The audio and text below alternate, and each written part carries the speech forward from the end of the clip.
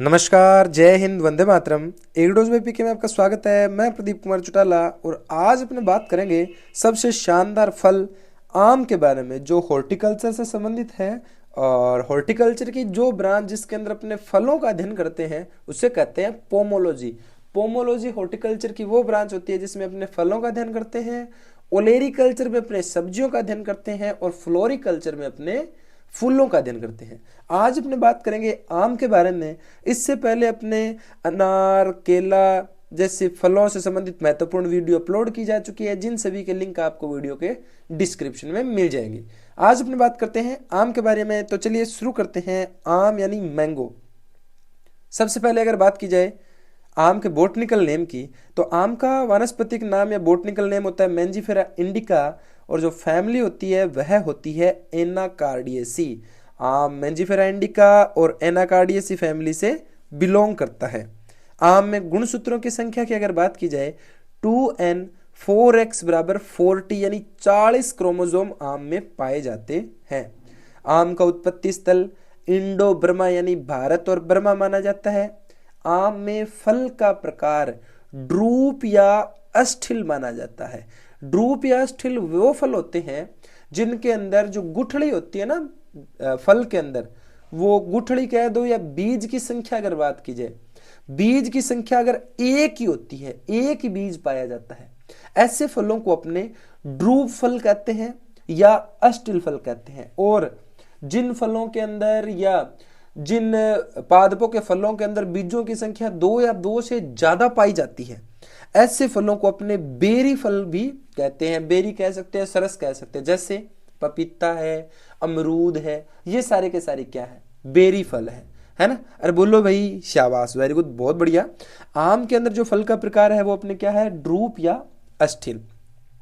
अब अगर बात की जाए आम के अन्य नामों की, तो आम को भारत का राष्ट्रीय फल भी कहते हैं, नेशनल फ्रूट कहते हैं, फलों का राजा कहते हैं तथा बाथरूम फ्रूट भी कहते हैं। बाथरूम फ्रूट के नाम से भी जाना जाता है।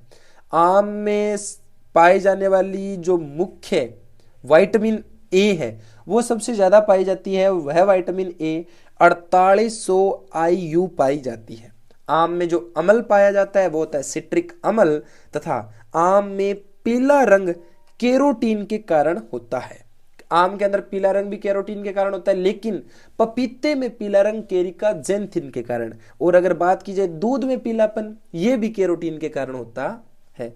आम के अंदर बहुभ्रूणता पाई जाती है, पॉली एम्ब्रियोजेनेसिस, यानी एक ही बीज से जब 2 या 2 से ज्यादा वृक्ष उत्पन्न हो जाए, इस कंडीशन को पॉली एम्ब्रियोजेनेसिस या बहुभ्रूणता कहते हैं। आम के फलों में नॉर्मली जो TSS होती है वो 12 से 14% पाई जाती है, लेकिन अपवाद स्वरूप जो आम की जेवियर किस्म है, जो जेवियर है उसमें 24%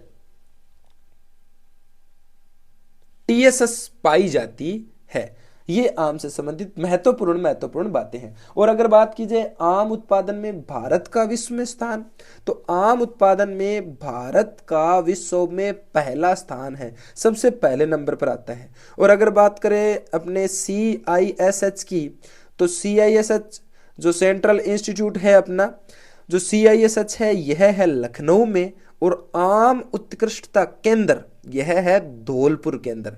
आम उत्कृष्टता केंद्र धौलपुर में है। और अगर बात की जाए भारत में सर्वाधिक आम, तो वो होते हैं यूपी के अंदर। यूपी सबसे ज्यादा पहले नंबर पर आता है। और अंतरराष्ट्रीय आम पंजीकरण अथॉरिटी, जो इंटरनेशनल मैंगो का जो रजिस्टर्ड करना है, पंजीकरण करना है, जो अथॉरिटी है, वो कहां पर है? अपने न्यू दिल्ली के अंदर है। ठीक है। और अगर अपने बात की जाए भारत में सर्वाधिक क्षेत्रफल में उगाया जाने वाला फल, और अगर इसी के साथ अगर अपने और बात की जाए विश्व का 54% आम का उत्पादन, 54% प्रोडक्शन ऑफ मैंगो, ये भी कहा होता है टोटल वर्ल्ड का, भारत के अंदर ही होता है। यानी 54% अपने आम का उत्पादन भारत में होता है। अब अपने बात करते हैं आम की जलवायु के बारे में।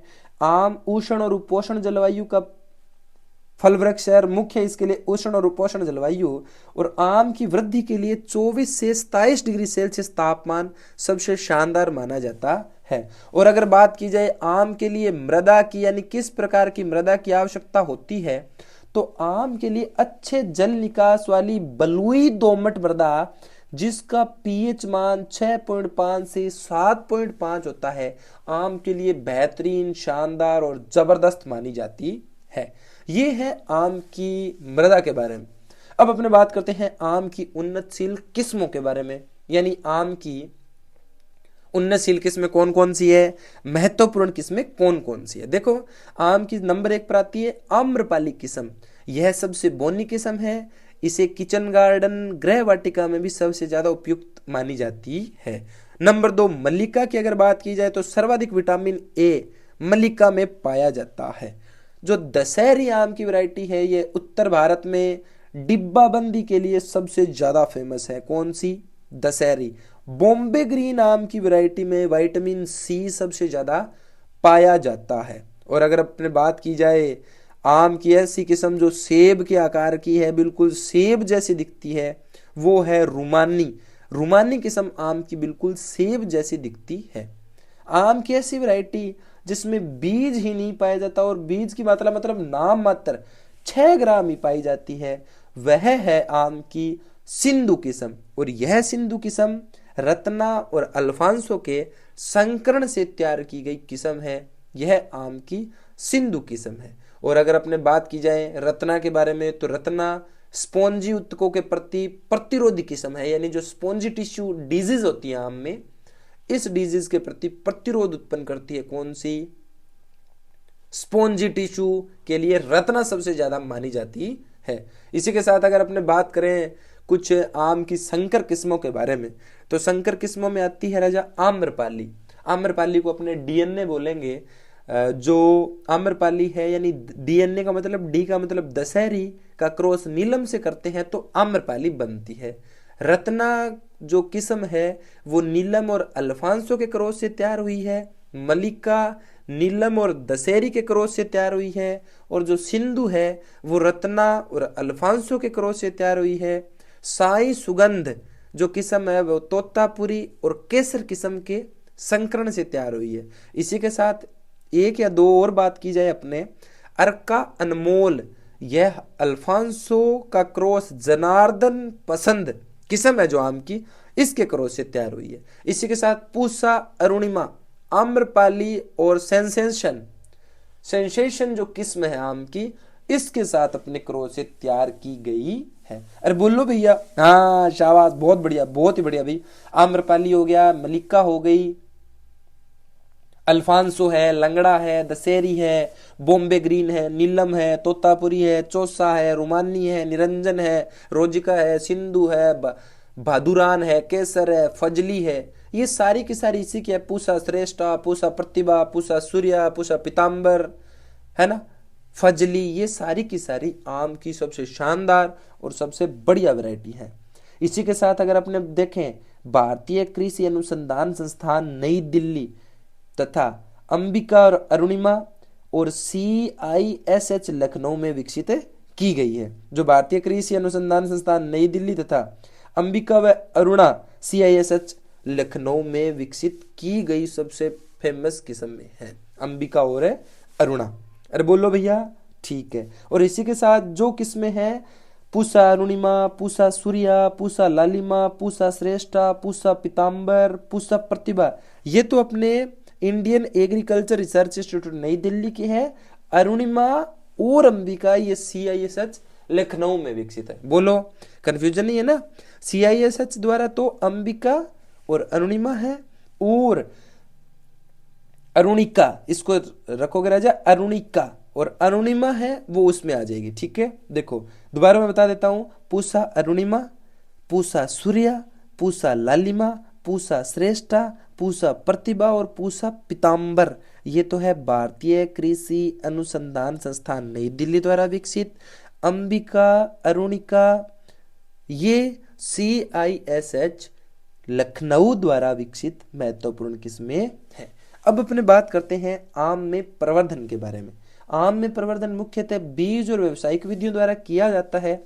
इसी के साथ आम के अंदर जो मुख्य विधियां प्रयोग की जाती है वो है इनार्चिंग, विनियर ग्राफ्टिंग, सॉफ्टवुड ग्राफ्टिंग और स्टोन ग्राफ्टिंग आम में अपनाई जाने वाली सबसे महत्वपूर्ण व मुख्य किस्म है।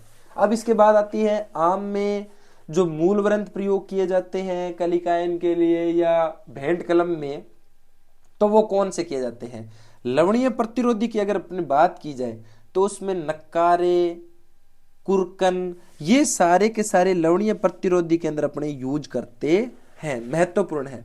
और इसी के साथ है बोना मूल वृंत में अपने देखें तो तोतापुरी, रेड स्मॉल, इसके अलावा क्रीपिंग, ये मूल वृंत यूज में लिए जाते हैं। अब अगर अपने बात करें आम के अंदर पौध लगाने की विधियों की, तो जो आम में गड्ढे का आकार होता है राजा, वो गड्ढे का आकार 1x1x1 मीटर तथा जो दूरी है वो 10x10 मीटर रखी जाती है। और सामान्यतः जो रोपण का कार्य है वो वर्षा ऋतु में किया जाना चाहिए, या प्रवर्धित जो भाग है उनका रोपण अपने वर्षा ऋतु में करना, यानी जुलाई अगस्त में करना चाहिए। और जो गड्ढे अपने खोदे जाते हैं वो लगभग 1 महीने पूर्व खोद लेने चाहिए, जिसका मुख्य उद्देश्य ये होता है कि गड्ढे जब अपने हवा में खुला छोड़ते हैं तो सूर्य के तापमान के कारण, तेज धूप के कारण उनमें जितने भी हानिकारक कवक हैं, जीवाणु हैं, वो नष्ट हो जाते हैं। अरे बोलो भैया, वेरी गुड, बहुत बढ़िया। और इसी के साथ अगर अपने आम में बात की जाए, आम के अंदर सिंचाई की, तो अपने वर्षाकालीन के अंदर अगर बात की जाए और गर्मियों के दिनों में और शीत ऋतु में अगर बात की जाए तो सर्दियों के दिनों में 15 दिन के अंतराल से, और गर्मियां अधिक ज्यादा हो तो 3 से 4 दिन के अंतराल पर अपने सिंचाई करनी चाहिए। यानी ये सिंचाई मुख्य आम में अपने अपनाई जाती है। इसी के साथ अगर अपने बात करें आम में मुख्य कायिक विकारों की, तो आम में मुख्य कायिक विकार लगता है पहला मैंगो मोल फॉर्मेशन, या जिसे कहते हैं गुच्छा मुच्छा रोग, गुच्छा मुच्छा रोग या मैंगो मोल फॉर्मेशन, पहले बात ये। दूसरा आता है ब्लैक टिप, ब्लैक टिप रोग जो मुख्य है, इसके अंदर दैहिक विकार या फिजियोलॉजिकल डिसऑर्डर में आता है। जो ब्लैक टिप होता है ये चिमनी भट्टों के पास अगर अपने आम के बाग को लगा लेते हैं, इस कारण अपने आम में ब्लैक टिप हो जाता है। इसलिए जो आम के बाग है और ईंट भट्टों के बीच जो है 600 मीटर के क्षेत्र में अगर ये कंडीशन है तो अपने इनके अंदर अपने देखने को मिल सकती है ब्लैक टिप, या ये व्यवस्था इसमें होती है। यानी जो बाग अपने आम के हैं वो चिमनी भट्टों के 600 मीटर के दायरा के अंदर अपने आम के अगर बाग लगा लिए, यानी इन पास में लगा लिए, तो इन फलों के अंदर अपने को ब्लैक टिप रोग देखने को मिलता है, जिसके अंदर क्या होता है, आम के जो फल होते हैं इनके ऊपर धब्बे बन जाते हैं, काले भूरे रंग के अपने को धब्बे दिखाई देने लग जाते हैं, और आम की जो फसल है वो पूरी की पूरी खराब हो जाती है। क्यों? क्योंकि भट्टों से निकलने वाली carbon monoxide, acetylene, sulphur dioxide जैसी विकार युक्त गैसें हैं वो इसको नुकसान पहुंचाती है। और जो गुच्छा मुच्छा रोग है, इस रोग में क्या होता है कि जो पत्तियां और पुष्पक्रम होते हैं वो गुच्छों में परिवर्तित हो जाते हैं। गुच्छा मुच्छा रोग में पुष्पक्रम भी और पत्तियां भी गुच्छों में बदल जाते हैं। इसके लिए अपने को विभिन्न प्रकार के हार्मोन या अल्फा नेफ्थलीन एसिटिक एसिड का 200 ppm यानी 200 ppm alpha naphthalene acetic acid का सितंबर अक्टूबर में छिड़काव करना चाहिए, जिससे अपने इस रोग से, इस जो व्याधि है, व्याधि का मतलब ये जो फिजियोलॉजिकल डिसऑर्डर है, इस डिसऑर्डर से बचा जा सकता है। इसी के साथ अगर अपने बात की जाए आम में मुख्य कीट की, तो आम में मुख्य कीट मिलीबग, आम का फुदका, छाल भक्षक कीट मुख्य लगते हैं। आम में अगर बात की जाए मुख्य व्याधियों की, तो चूर्णिल फफूंद और जो श्याम वर्ण है, ये दो मुख्य आम के अंदर रोगों की बात की जाए तो लगते हैं। श्याम वर्ण जो भी कवक जनित है, और फफूंद है जो चूर्णिल फफूंद है, यह भी कवक जनित रोग है। जिसके अंदर जो अपने मैंगो मोल फॉर्मेशन की अपने बात की थी, गुच्छा मुच्छर जो दैहिक विकार था, यह दैहिक विकार फ्यूजेरियम मोनिलिफॉर्मी सबक्यूटिटेनन जो फंजाई की वैरायटी है इसके कारण होता है। और ये सबसे पहले बिहार के दरभंगा में 1891 में देखा गया था। कौन सा? फ्यूजेरियम मेलिनीफोरम। जो वैरायटी है इसकी स्पग ग्लूटिनेन है। जो स्पग ग्लूटिनेन, इसको सामान्य भाषा में अगर बोला जाए तो स्पग से लूटिनेन, स्पग लूटिनेन, जो 1891 में बिहार के दरभंगा में देखा गया। और मुख्य बीमारी है आम के अंदर, मुख्य फिजियोलॉजिकल डिसऑर्डर में आता है। अरे बोलो शाबाश। ये आम से संबंधित महत्वपूर्ण इसके दैहिक विकार और उससे संबंधित थी। इसी के साथ आम में स्पॉन्जी टिश्यू और एकांतर फलन भी महत्वपूर्ण देखा जाता है। आम में एक साल फल लगते हैं और दूसरे साल फल नहीं लगते, इसे कहते हैं एकांतर फलन। और आम की जो फलों की जो भित्ति है, मध्य फल भित्ति, उसमें एमाइलेज एंजाइम अक्रिय हो जाता है और उत्तकों में जब हवा भर जाती है, इस कंडीशन को स्पॉन्जी टिश्यू भी कहते हैं। और स्पॉन्जी टिश्यू के लिए तो अपने को कैल्शियम क्लोराइड 0.8% का छिड़काव करना चाहिए। और एकांतर फलन यानी एक साल जब फल लग रहा है और एक साल फल नहीं लग रहा, इसके बचाव के लिए अपने एकांतर फलन को रोकने वाली किस्में जो प्रति साल फल देती है, जैसे नीलम और बंगलोरा प्रतिवर्ष फल देती है, इनका अपने प्रयोग करना चाहिए। इसी के साथ अगर अपने बात करें आम में हार्वेस्टिंग की, तुड़ाई व उपज की, तो आम की परिपक्वता जब 75% यानी मतलब 1/3 भाग, तीसरा हिस्सा भाग पूरा परिपक्व हो जाए, तब अपने तुड़ाई करनी चाहिए। सुबह 7 से 11 बजे या शाम को 3 से 7 के मध्य अपने तुड़ाई कर लेनी चाहिए। आम के एक वयस्क पौधे से अपने नॉर्मली 80 से 100 किलोग्राम फल प्राप्त होते हैं और 1 हेक्टेयर में अपने 8 से 9 टन उपज प्राप्त होती है। आम के फलों को 5 से 16 डिग्री सेल्सियस तापक्रम तथा 85 से 90% अपेक्षिक आर्द्रता पर 2 से 3 सप्ताह तक अपने आसानी से भंडारित कर सकते हैं, आसानी से इनको रख सकते हैं। जो महत्वपूर्ण है, इस तापमान पर आसानी से रख सकते हैं। और ये है आम से संबंधित महत्वपूर्ण इनकी उपज और महत्वपूर्ण चीजें। और जो आम की जो आम्रपाली है, उसके लिए अगर अपने बात करें दूरी की या आपसी दूरी की, तो उसके लिए 2.5 × 2.5 मीटर रखते हैं। और 1600 प्लांट पर हेक्टेयर में आते हैं, जो पर्सन एग्रीकल्चर सुपरवाइजर 2019 में भी आया हुआ है। ये अपने रखते हैं। सामान्य दूरी जैसे तो 10 × 10 रखी जाती है, लेकिन आम्रपाली में 2.5 × 2.5 मीटर रखते हैं। और दशहरी में यह है 5 × 5 मीटर रखते हैं। गड्ढों के आकार जब अपने पढ़े थे ना, अरे बोलो, गड्ढों के आकार में अपने देखा 1 × 1 × 1 मीटर गड्ढे का आकार रखेंगे और सामान्य दूरी 10 × 10 × 10 मीटर रखेंगे। लेकिन जब आम्रपाली होती है, इसके अंदर गड्ढों का आकार जो अपने रखते हैं, सॉरी दूरी जब रखेंगे वो 2.5 × 2.5 मीटर रखेंगे।